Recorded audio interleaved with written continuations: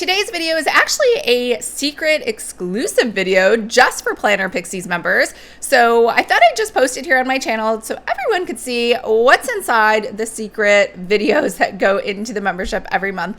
So today we're going to talk about fonts, and I have a handy cheat sheet for you. It has all 10 font sites that I go to buy premium fonts, as well as it also has the 5 font management tools that I would suggest purchasing.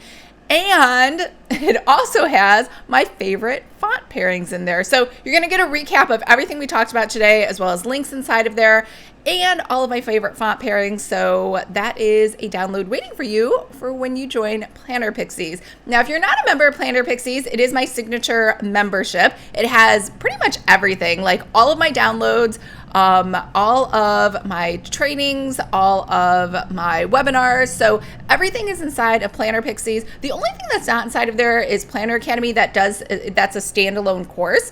But otherwise, everything I've made, templates, videos, chats, book club, everything is inside of Planner Pixies. So I will leave a link to that below, but let's get started.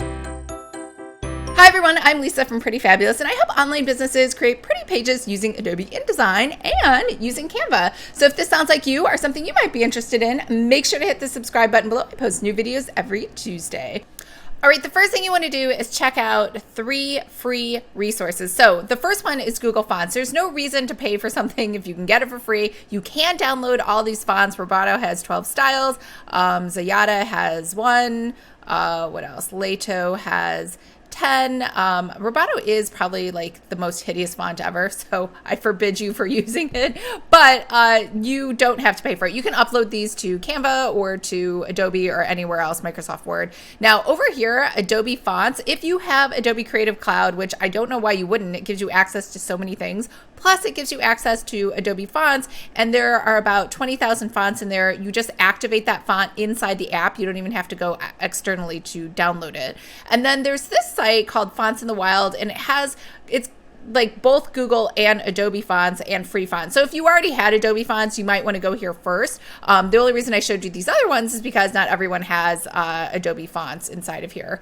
So now that you've decided that your font is not available for free, then you can go over here to fonts in use. And I know there are some sites that are like DeFonts and those weird things where you can kind of download them. You might not get all the styles, and sometimes they're kind of weird. I don't know. I'm not saying you can't use them, but these are like my go-to. I never download fonts from there. Fonts in use is just a collection of different fonts that you might not see everywhere, and these are premium fonts, and it will show you, I think it'll tell you where to purchase these at as well. This is for my studio. So Font Bundles and DesignCuts are the same exact company. So be really careful especially if you have a membership on Font Bundles. Now, I did have the membership. I never utilized it after like 2 years, maybe like 1 or 2 things. So I would say most of the fonts you're going to use are probably like premium fonts that aren't available in a free membership anyway. So, look there, but they pretty much have the same fonts between the two, not always, but just make sure you didn't buy it already on one of the sites. Creative Market has a lot of great fonts, some that you might not see otherwise. Now, Creative Market kind of reminds me of Instagram, where it will kind of curate and put in order what fonts you see based on what it thinks you should see. So sometimes there might be a font in there. It could be hard to find it. It's also a great place to price comparison. Now, my fonts is pretty expensive. They have a lot of more, I want to say, corporate fonts. If you use this tool over here, it's just an extension called What Font on Chrome.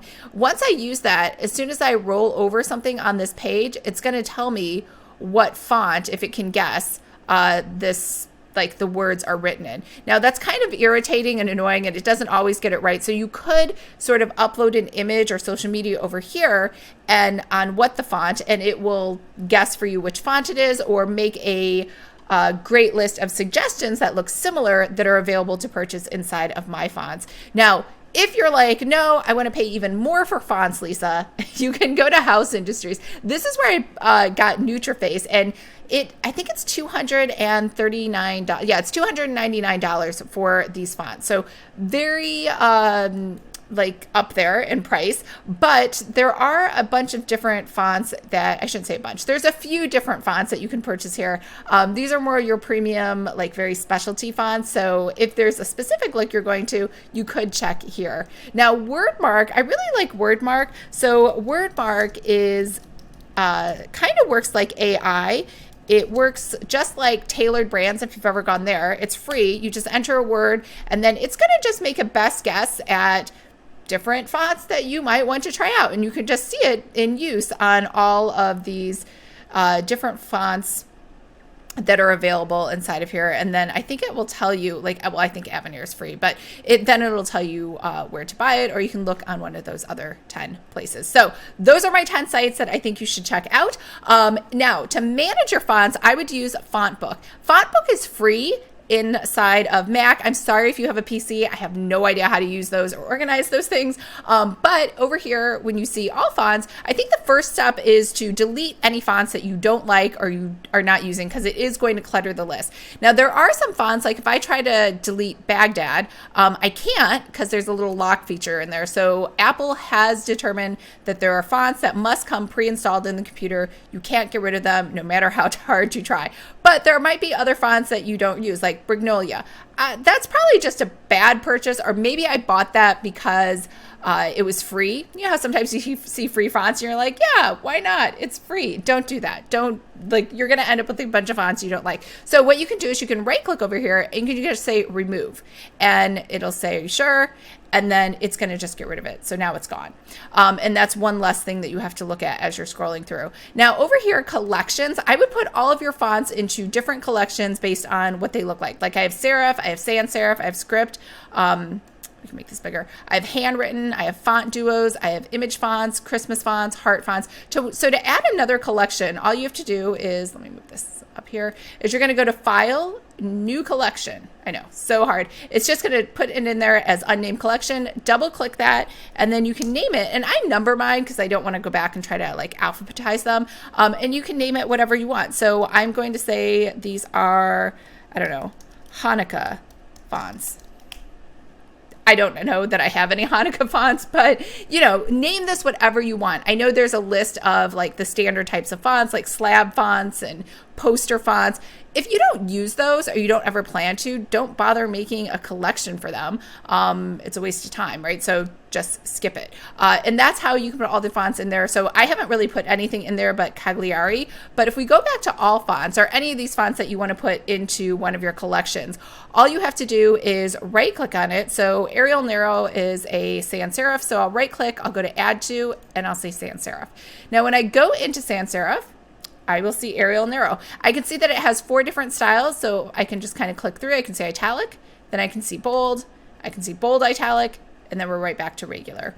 Now, if you are like, that's not enough for me, I want to use a premium font manager, not a problem. Let's go through some of those options. So RightFont is probably the most popular one because it's made specifically and only for Mac. I have thought about purchasing it. So you can see here, it has collections. They call them libraries, just like we had in FontBook. The only difference is over here in FontBook, you just get a square. And if I want to see the different styles, I have to like scroll through them, right? With the little arrows. Over here in RightFont, it just lays them all out for you, so you can just see it at a glance. I'm not sure how useful that is or how important that is. You know, if you have teammates, you can sync fonts. This, I'm not even sure that this is useful to me, but you can activate fonts when you open documents. So if you're getting a lot of documents from somebody else that they're giving to you, whether it's Adobe Illustrator files or Adobe Photoshop, or you're buying different templates, it will find that font inside of Adobe fonts and then activate it for you. Again, it assumes 2 things. 1, it assumes that you are using an Adobe product. And 2, it assumes that you have Adobe fonts, because you can't activate a font that you don't have access to in the library. So if that's important, maybe. Now this is $59. It's a one-time fee. If you have a team, like a bunch of people, or if you have multiple devices you want to use this on, you can pay this other fee. Remember, if you have a desktop and you have a laptop, you cannot use the single, you'll have to buy 2 single licenses for this particular font. Now, font base is, I want to say a little less expensive, but it's an ongoing cost. So it's $3, or I guess it's more expensive because if you want to buy the one-time fee, it's $180. It is $3 per month or $29 for the year. I mean, if you really want to try it for $3, I don't think that's like a big deal. But when it says it's awesome, I'm not really sure what's so awesome about font base. It does the exact same thing, the auto activation, multiple views. You have tags already inside of your free font book on your Mac. So I'm not really sure what you're getting for that, but it has these other things, which those aren't really too important to me to pay all that extra for, but it might be to you. You can try them out. And then Typeface, they are on their 3rd version. It has more things like a list. So you can see over here on the left, it has, just like we had in FontBook, it has a list of the different like libraries that you can put in there. And then you can just see, I guess, everything. I think this one allows you to change the size of the different fonts. So that might be useful to you. It has some other features too, like open type features, Unicode features. And again, that's really specific to the font, not to your font manager. If you don't have that ability, your font doesn't have those capabilities, it doesn't matter what the font manager can do because there's nothing to manage. Again, tags, you can already do tags inside of FontBook. Sync directories, filter fonts, remove fonts, smart sidebar, multi-tagging, tag export. So switch fonts. So say goodbye to finicky font pickers. Simply drag and drop from Typeface to change a font in your favorite design app. All automated, so you don't have to struggle with font names and be creative instead. So I don't know if that really works. Like, could it really just change everything all at once? I don't know. I'm not sure if that's true. But if it was, that would be pretty amazing. Again, I haven't really looked into this. I don't know, how much does this cost? So Typeface costs $35.99 for one license. And again, that's per device. And then the last one is Extensis. Now, Extensis, you just want the Connect Fonts one, which is $10 per month. And again, I'm not actually sure what it does, the Connect Fonts. It's a font manager, but it says all fonts together. It does license tracking. I have never once tracked a font license. I don't know. I guess if font license tracking is important to you, you feel like you might be audited or you want to really just do more administrative work, I suppose that could be useful. Again, these premium font services, as a designer, I really just need to see how it works in my design. So far, I mean, out of all of these, maybe it looks like Typeface could be useful if it can really switch all the fonts like on the fly in your document. That might be useful. But again, you can do that yourself inside your document by highlighting text and just going to the type tool. So again, I would start out with, if you've never done any font management, maybe start out with FontBook. It is a lot of work to organize this, so I do understand if you're like, actually let me just organize them in a premium font instead of doing it twice, because you would have to do it once in FontBook, and then if you decide to do a premium font, it's not going to take your font collection. I think it's going to make you reorganize all the fonts again from the beginning. So that's a wrap. So don't worry, you have access to all of these links. We went over my top 10 sites of where I go to look for fonts. Then we went over the how to use Adobe font book to manage your fonts. And I put a checklist inside of your download with all the steps. And I also gave you the links to all of these different premium fonts here as well. And as a special bonus inside of Planner Pixies, I did include my favorite font pairings. I have 10 of those for you just to get you started if you're looking for some pretty fonts to go on your next project.